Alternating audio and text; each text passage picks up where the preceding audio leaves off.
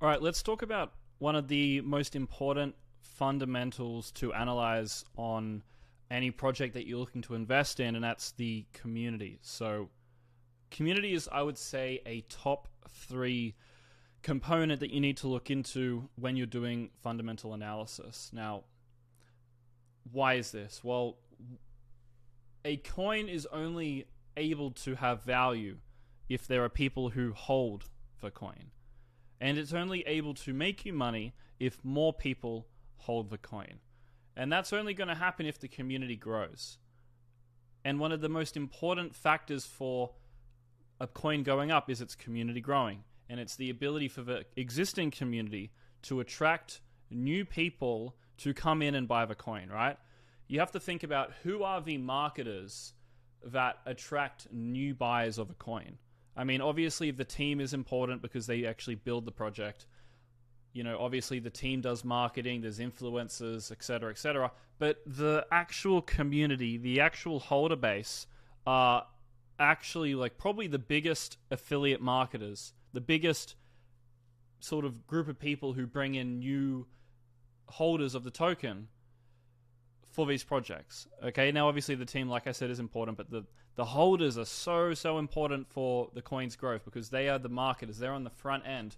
They are the ones in the trenches tweeting about the coin, making videos, telling their friends to buy, you know, going in other groups and mentioning the coin. Like, they're the ones who spread the gospel. They spread the word. And so as you can see here, that crypto is basically a Ponzi scheme, because a Ponzi scheme, you make money off of the back of other people who join the Ponzi scheme after you, right? But that's the same thing as making money in crypto. If you find a coin early and you sell it later on, you made money because you found it early and you convinced someone, or someone else convinced someone to buy it after you bought it, likely at a higher price, and then you sell to them at that higher price. Now, obviously, Ponzi schemes and coins are a little different because you can be early and you can still lose money, right? And you can join late and you can still make money. Whereas, I mean, obviously in Ponzi schemes, you can be late and still make money. But with a coin, right, a coin can make later buyers wealthier if the coin was to go down 90%. Right? That doesn't so much exist in Ponzi schemes, which makes the game a little bit different. But still, the basic concept applies, which is the earlier you are, the smaller the community. Generally speaking, the more potential upside, because it has, you know, if the coin is to grow to a size of any of these other projects that currently exist, you'd be making significantly more money than buying a community which is already huge. Same thing with Ponzi schemes, right? You want to get into the Ponzi scheme as early as possible. You don't want to be getting in when there's millions of people in the Ponzi scheme, because there's just so many more people that you need to get in now in order to sustain all the people that got in before who were early. And this is how, you know, if you're looking at each red dot as a person, you know, you've got, let me shrink myself here. You've got each person referring to friends, right? You start with one person, they tell two friends, who tell two friends, who tell two friends. And this is sort of how these communities grow, these Ponzi schemes grow. It's, you know, each friend has a friend, and eventually enough friends join where there's no more friends who haven't bought. And that's when the Ponzi scheme and the coin dies. So when do communities fail, right? How does a community sort of drop off? A coin will stop going up in price, a community will stop growing when two things happen. You either lose the early community members, so you lose affiliate marketers, because remember, every single holder is basically an affiliate marketer. You make money because other people come in and buy the coin, right? Like, for example, if I buy a coin and I'm a holder of the coin, I don't build the coin, I'm not building the tech. All I do is sort of sell this product. So what I do is I buy the coin at $1, and I go out and I tell everyone, you should buy this coin. And they buy it, let's say, at $2, and I sell it to them at $2. I made money by selling them the product of this coin, but I didn't actually have to deliver on the service, which was the team building shit, right? So you can see that the holders are the affiliate marketers. And a coin is only able to grow if it has enough affiliate marketers to offset, you know, the people that it loses, right? Because as a coin goes up in price, people take profits and they might end up leaving the community. So as the coin goes up and people leave, you need to replace the lost affiliates in order to keep the coin going up. Now, the second reason communities fail is that later on, as the coin is growing, the new people, the late community members, they don't bring in enough new people to sustain the Ponzi to keep going higher, right? So let's imagine like this is the Ponzi scheme, right? The higher it goes, the harder it is for each affiliate to find more people, right? So imagine there's 100, let's imagine this is everyone in crypto, right? And let's say a particular coin has been bought by this many people, right? This little red square. It's very easy for these people in this red square to find more people to buy because there's just so many of them. But let's imagine the coin was this many, right? Let's imagine this entire red box here is like red, right? Oh my god, I fucked it up. But anyway, you get the idea. Imagine this whole box here is red.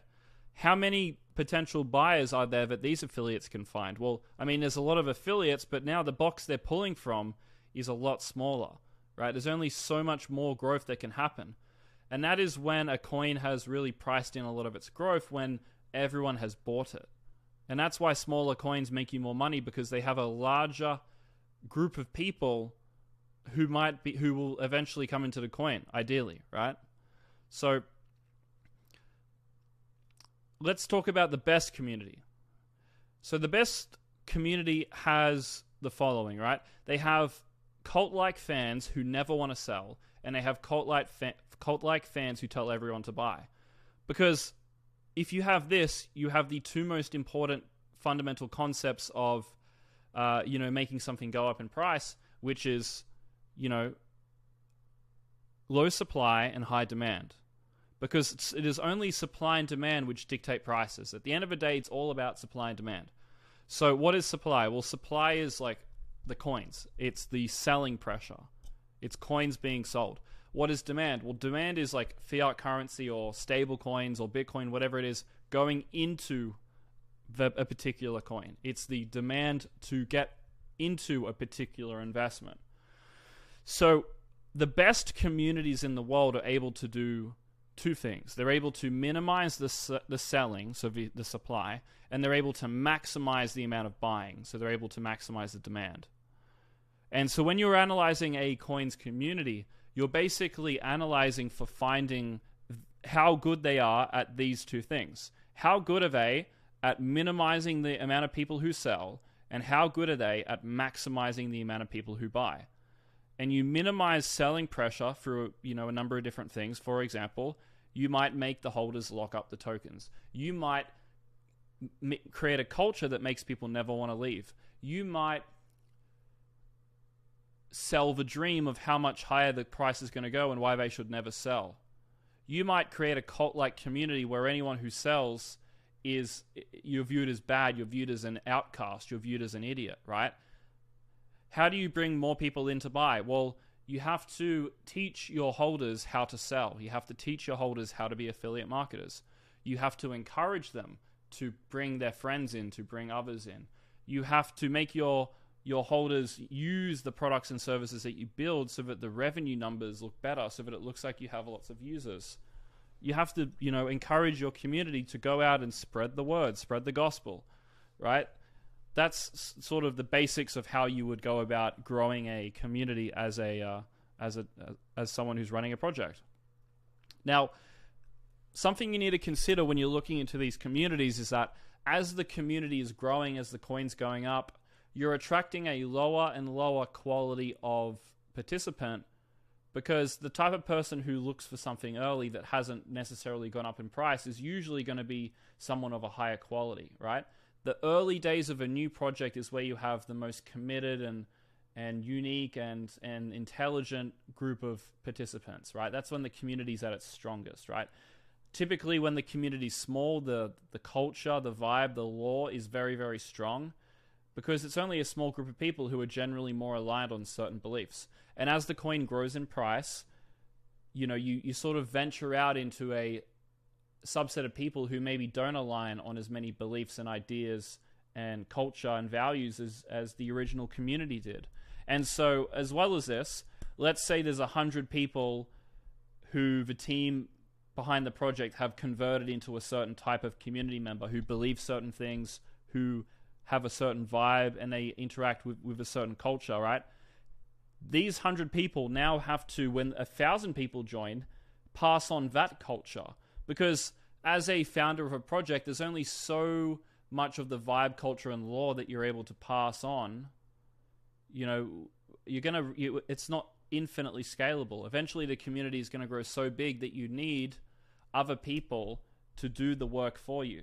So for example, when I worked inside of Hustlers University, the largest online education platform on the planet, we once had 0 students. And then we went to having 150,000 students. And the entire way across this, one of the most important parts that we focused on was curating the correct culture.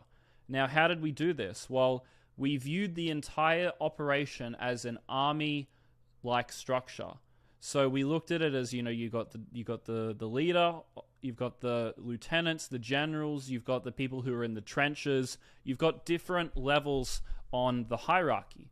And if you want your pyramid to grow, you have to make sure that you have all the different components of the pyramid, right?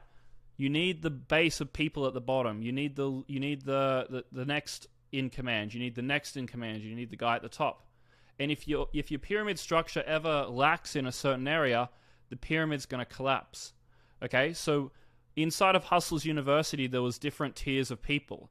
There was the members, right? Let's draw a person here. There's the normal member, right? And then there's what you would call a, let's draw him above. And then above them is the apprentices, okay? And then above them is the professors, right? This is what I was. I was a professor, right? Terrible drawing. And then above them is the people who run the business, right? The leaders of the business. And so this pyramid is only able to grow assuming we keep enough people in each level of hierarchy to sustain it, right? So as this base level grows, you need to grow the amount of apprentices, you need to grow the amount of professors in order to sustain the business. Because when you put 100,000 people inside of a Discord community, what ends up happening is that you dilute the law, the culture, the vibe. And if you're not careful, it just becomes this mass of people just spamming shit. And so what we ended up having to do is we had to give these apprentices, we had about 40 of them, we have to really focus on giving them the culture, the law, the vibe, so that they can pass it on to the people below them, right? So in this chain of command, you have the people at the top, they speak to these people, who speak to these people, who speak to these people, who speak to these people. And it is the vibe and the vibe and the law and the culture from the top guy which gets passed down to each level, and it allows the pyramid, the pyramidal structure to continue to grow. And you know, why does the army, one of the largest communities, the gatherings of people of different levels, take the structure that it does? Well, they figure that if you're trying to create a hierarchical structure that works with millions of people, that you probably should structure it like this. And in our business, we thought, well, they are the best in the world at structuring communities, in creating hierarchies. Why don't we just do what they do? And that's why we did this. And so in all these communities that exist, I'm telling you this to give you an idea of the context of what a community is. As the community grows, if you're not careful as a project founder, you're going to dilute what was originally there, and you're going to end up with thousands of people in a Telegram and a Discord who just ask when token, when moon, you know, when token going to go up in price, and you're just going to sit there like, what happened to our once strong community? It's very, very sad. Okay? And this is what ends up killing a community. You get all these tourists, right? You get a large swath of non-culture fit tourists come in and they just ruin the entire vibe. And everything in crypto is about vibe.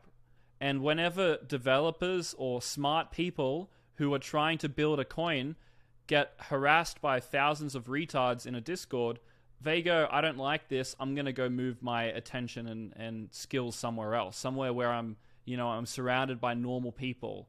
Because what you need to realize about coins is that